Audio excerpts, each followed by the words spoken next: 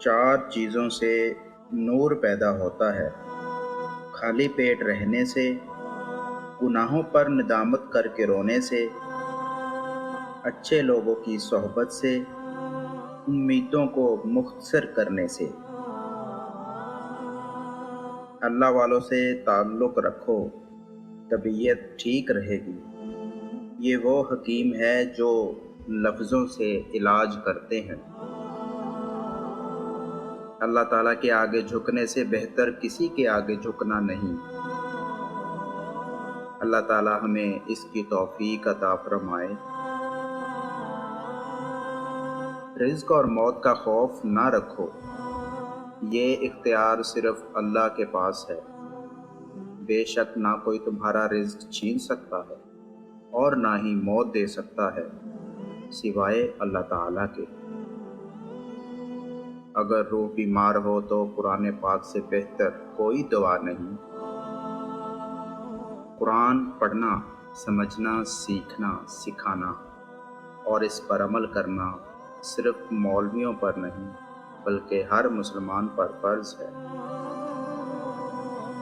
جتنا لوگ تنگ دستی سے ڈرتے ہیں، اتنا اگر وہ دوزخ سے ڈریں تو بچ جائیں، اور جتنا لوگ جنت کی فکر کرتے ہیں، اگر ایمان کی کریں تو دونوں کو پالیں۔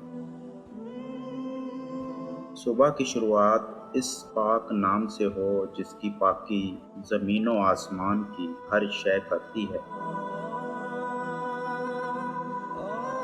یا اللہ، اس بارش کو نفع دینے والی بارش بنا دینا۔ مسلمان بندے سے قیامت کے دن سب سے پہلے جس چیز کا حساب لیا جائے گا وہ فرض نماز ہوگی۔ وہ شخص ہرگز آگ میں داخل نہیں ہوگا جو سورج نکلنے اور اس کے غروب ہونے سے پہلے نماز پڑھتا ہے، یعنی فجر اور عصر کی نمازیں۔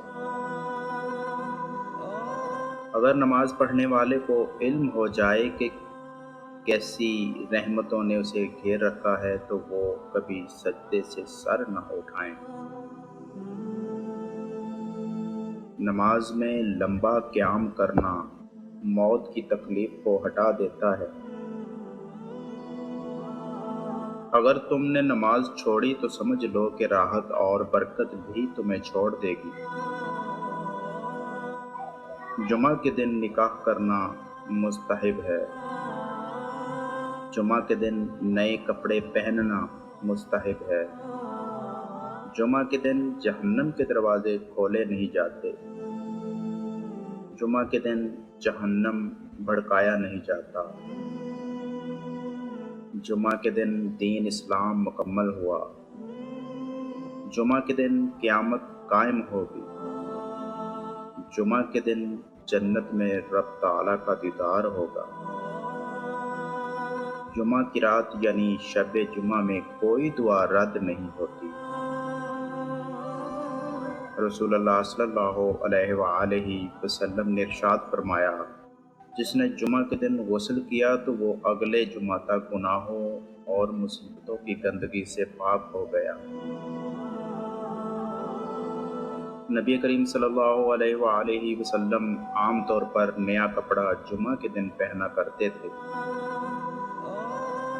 جمعہ کی رات پرندے ایک دوسرے سے ملتے ہیں تو ایک دوسرے کو کہتے ہیں، کیا تمہیں پتہ ہے کہ کل جمعہ ہے؟